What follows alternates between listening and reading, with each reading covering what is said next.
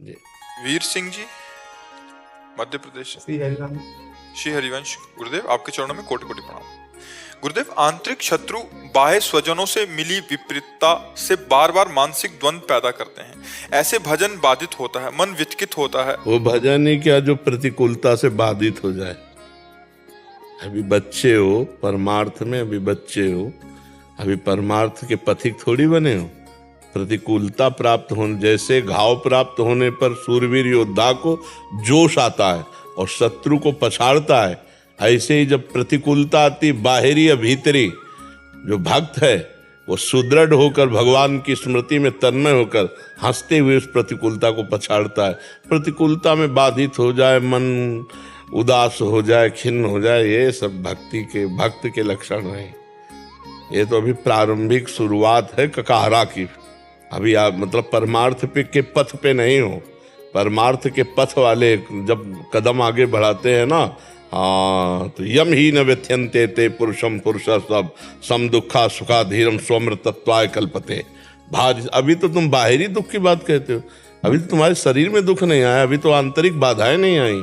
आंतरिक बाधाओं को काम क्रोध लोभ मोह मद मत्सर इनको परास्त करता हुआ, शरीर के हर दुखों को सहता हुआ भगवान के आंख में आंख मिलाकर बढ़ता है, परमार्थ का प्रतीक होता है। घर परिवार स्वजन संबंधी या लोक परलोक ये सब कूड़ा करकट की तरह बाहर हो जाता है। इसका कोई महत्व नहीं। पागल आदमी गाली दे या वंदना करे, उसका कोई महत्व होता है क्या? ये सब बातुल भूत विवश मतवारे, ते नहीं बोले ही वचन विचारे, तिनकर कहा सुनी नहीं काना। परमार्थ का पथी की बातें सुनता है क्या? है मुस्कुरा दिया, हट दिया, चल रहे। ये सब प्रपंची लोगों की प्रपंच बातें भक्त थोड़ी सुनते हैं। भक्त के कान होते हुए भी वो बहरा होता है, उसको सिर्फ भगवान की चर्चा, भगवत मार्ग की बातें, नाम सुनाई देता है, इसके अलावा वो शांत रहता है। कौन सी बाधा ऐसी है जो हमारे चित्त को क्षोभ पहुंचा सके? चित्तचोर में हमारा लगा हुआ है और वो आनंद समुद्र है, तो कौन सी बाधा पहुंचाएगी? शरीर को हमने पहले ही त्याग दिया मृत मान करके, इसको अपना थोड़ी माना। तो शरीर की बाधाएं ही होती हैं, आत्मा में कोई बाधा पैदा नहीं कर सकता।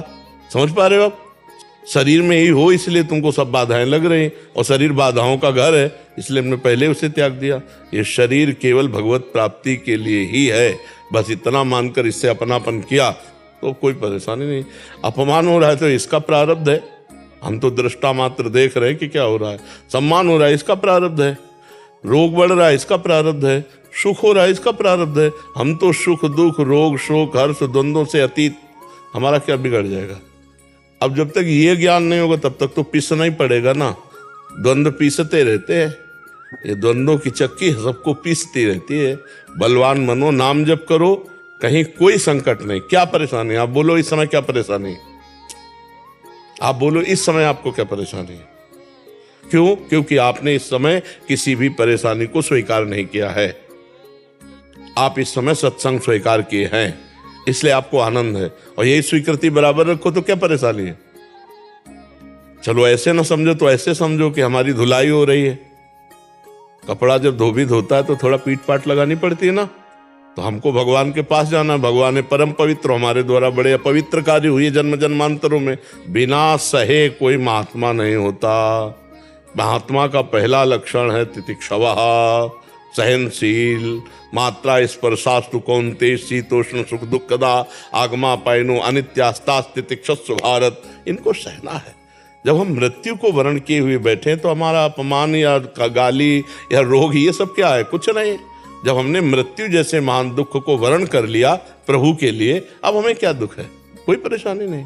कीड़ा लग जाए, गलने लगे शरीर, लोग गालियां दें, निष्कासित कर दिया जाए, तिरस्कार हो जाए, इनका कोई मतलब नहीं है। अब मतलब रख रहे हो तो रो बैठो, दुखी हो, उद्विग्न हो। अरे तुम्हें कोई छू रहा है क्या? तुम्हें कौन छू रहा है? तुम्हारे शरीर की पिटाई हो तो भी तुम्हें कोई नहीं छू सकता। आपका स्वरूप क्या है और शरीर क्या है? तो शरीर के लिए बैठे रहोगे। बुढ़ापा आ गया, जीवन भर इसको प्यार करते हुए, अब तो छोड़ो इनको। ये दुनिया का प्रपंच लादे हुए है ये शरीर। शरीर से केवल भगवत कार्य, भगवत भाव, भगवत मार्ग, बस, इसका कोई महत्व नहीं है। सबकी ममता ताग बटोरी, मम पद मनहि बांध बर डोरी। हमारे तो सब कुछ प्रभु है। अब अगर हमें कोई गाली देता है तो मेरे प्रभु हमको पुष्ट कर रहे हैं, कोई सम्मान कर रहा है, तुम्हारे प्रभु दुलार कर रहे हैं। दोनों में हमें कृपा और दुलार नजर आता है। जैसे कोई नमस्कार कर रहा है, कोई दुलार कर रहा है, मेरे प्रभु की दुलार वृत्ति है। गाली दे रहा, अपमान कर रहा है, पीट रहा है, मेरे प्रभु की कृपा वृत्ति है। मुझे पावन किया जाता है, मुझे पुष्ट किया जाता है। दुख होना ये भक्त के जीवन में नहीं। बड़ी से बड़ी भारी विपत्ति में भी, भारी संकट में भी दुख नाम की चीज नहीं। हम प्रभु से जुड़े, आनंद समुद्र से जुड़े, अब भी रोए, अब भी दुखी रहे यार। तो भजन काहे को कर रहे थे? भजन इसलिए नहीं किया जाता कि कोई संकट ना आवे, कोई विपत्ति ना आवे, कोई रोग ना आवे, कोई शोक ना आवे। सब आओ मिलके, सब मिलके हमारे ऊपर रहो, लेकिन हम तुम्हारे पे ना रह के प्रभु में रहें, इसलिए भजन। और जहाँ प्रभु में मन है ना, चित्त है ना, तो हर समय आनंदित रहता है। हर समय कोई अपमान करे, कोई मान करे, कोई दुख आवे, कोई सुख आवे, इसी को से तो लड़ना हमारी साधुता है। साधन चाहे गृहस्थी हो चाहे विरक्त हो, परमार्थ का तो साधन वही। इससे लड़ा नहीं, रो, अभी तो कुछ आया ही नहीं है। अभी तो अभी सूचना मिल जाए तुम्हें कैंसर हो गया, तो भजन ही नहीं होगा। जब बाहर की छोटी मोटी बातों में तुम्हारा चित्त जो है जलन को प्राप्त हो रहा है, अभी सूचना आ जाए कि कैंसर होगा, नहीं बचोगे, अब नाचना चाहिए। नहीं बचेंगे ना, पक्का अब हरि के पास जाएंगे, राधा राधा राधा राधा राधा राधा। तो हमको जब मृत्यु जैसे भयावह सूचना में दुख ना लगे, तब हमारी भक्ति पुष्ट हुई। हर इंद्री हमारे प्रभु से सुखी हो, हमारा मन सावई मना कृष्ण पदार विंदयो। क्या परेशानी है? किसी का दिमाग है, कोई निंदा करता है, कोई पाखंडी कहता है, कोई पूज्य कहता है, कोई भगवान का अवतार कहता है, कोई दम्भी कहता है। अलग अलग चश्मा है, जिसके जो चश्मा लगे हो। देख तुम क्या हो, भगवान के भक्त हो, तो तुम्हें विश्वास होना चाहिए कि मैं भगवान का भक्त हूँ। तो अलग अलग चश्मा है, देख रहे, तो हमको क्लेशित नहीं होना। पक्का समझ रहे हो ना? अब क्लेशित तो नहीं होगे। हाँ, जब कोई गाली दे, निंदा करे, अपमान करे, प्रतिकूलता करे, तो उस समय भागो भगवान की शरण में। हे नाथ, हे करुणा में बचाना। शब्दों के बाण चल रहे, नाथ आप बचाना, राधा राधा राधा। उसी समय प्रभु ऐसा ज्ञान बल दे देंगे कि आप बच जाओगे। और अगर उसमें लगोगे कि देखो हमारा पुत्र होकर के हमको ऐसा बोलता है, हमारा भाई होकर मर गए, फिर तो क्लेशित हो जाओगे, अशांत हो जाओगे। साधक वहीं भ्रष्ट होता है जहाँ प्रभु से विलग होता है। का हनुमंत विपत्ति प्रभु सोई, जब तो सुविरल। हाँ, हरि स्मृति सर्व विपद विमोक्षणम। भगवान का चिंतन चल रहा है मधुर मधुर। अब क्या वो गाली दे रहा है, हम राधा राधा जप रहे, क्या परेशानी है? ठीक है जी। नरेंद्र पाल सिंह जी। राधे राधे। गुरुदेव राधे राधे। गुरुदेव, भगवान शिव अपने भक्तों की भक्ति का ट्रांसफर करते हुए देखे गए हैं कि मतलब जैसे उनके अनन्य भक्त रहे, आप भी रहे, इन्होंने आप लिखा है, और भी काफी दूसरे भक्तों को देखा जो ऐसे रहे, उनको फिर भक्ति मार्ग पे भेज दिया। महाराज जी, उधर ही क्यों न स्थित कर दिया उनको? बगीचे में हर पुष्प थोड़ी सेवा में पहुंच जाता है। क्यों? पूरे बगीचे में अब वो तो माली का है कि जो मन में आया, फूल देखा और चमका फूल, तो उसको उठाया, श्री जी तक पहुंचा दिया। अब हर फूल तो माली का नहीं पहुंच जाता, जो श्री जी के श्रृंगारे में लगे जाके। कुछ फूल जाते हैं 100 यात्रा में, नहीं 100 यात्रा में फूल, कुछ सुहागिनी के सौभाग्य में, कुछ लाडली के श्रृंगार में। बगीचा है संसार। तो ऐसे ही अलग अलग भगवान जहाँ भजन मार्ग में लगे हैं, तो देखा कि ये फूल लाडली लायक है, उठाया और भेज दिया।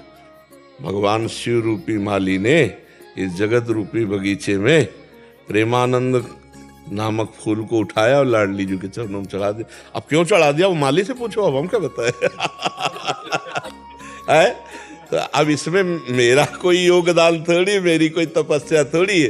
ये तो देवाधिदेव महादेव भगवान शंकर की कृपा। अब उनके बगीचे के फूल थे और उन्होंने चयन किया और लाडली जी के चरणों में चढ़ा दिया। अब भाई इस क्यों चढ़ा दिया, तो आपको काशी जाना पड़ेगा और काशी विश्वनाथ जी से बात करनी पड़ेगी कि आपने क्यों चढ़ा दिया। तो आप ही बहुत गुरुदेव।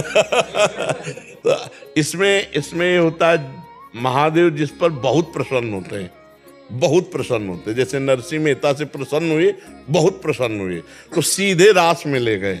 प्रिया प्रीतम उनके हृदय का विषय है। तो ऐसे शिव जी प्रसन्न हुए, हमें वृंदावन भेज दिया, प्रिया प्रीतम में लगा दिया। बकाया हम कहीं नहीं हैं वृंदावन आने में और प्रिया प्रीतम की उपासना, हम कहीं नहीं हैं। हम ये देखते हैं कि हमको ट्रांसफर किया गया, भगवान शिव हमको ऐसे प्रियाजू के चरणों में समर्पित कर दिए। तो इसमें भगवान शंकर ही जानते हैं क्यों भेजा। हम जैसे पहला स्फुरण कैसा होगा वृंदावन, दूसरा चल बाबा रासलीला हो रही देख ले। अब इसमें हम कहीं नहीं थे, रासलीला देख के लगा प्रिया प्रीतम के बिना हम नहीं जी सकते, भेज दिया महादेव जी ने वृंदावन भेज दिया। इनमें जा पर कृपा न करें पुरारी, सो न पाओ मुनि भगति हमारी। ये भगवान शिव ही इस जन्म में ना सही तो किसी जन्म में शिव उपासना बनी, तभी श्री श्यामा जी के चरणों की शरण मिल सकती। पूज्य राधा बाबा भगवान शंकर के अनन्य उपासक, तो देखो इतना किशोरी जी से प्यार की राधा बाबा ही कहे जाने लगे, राधा राधा राधा राधा राधा राधा। तो ये महादेव जी कृपा ही करते हैं। वैष्णवा नाम यथा शंभु, भगवान परम वैष्णव हैं तो कृपा करते अपने हृदय का प्रेम धन प्रदान कर देते हैं। तो वही कृपा की, अहेतु की कृपा, उसमें कोई तपस्या भजन साधन नहीं, अहेतु की कृपा की और राधा वल्लभ जी के चरणारविंद का आश्रय दे दिया। उसमें हमारा कोई बल नहीं है, उन्हीं का बल काम करता है।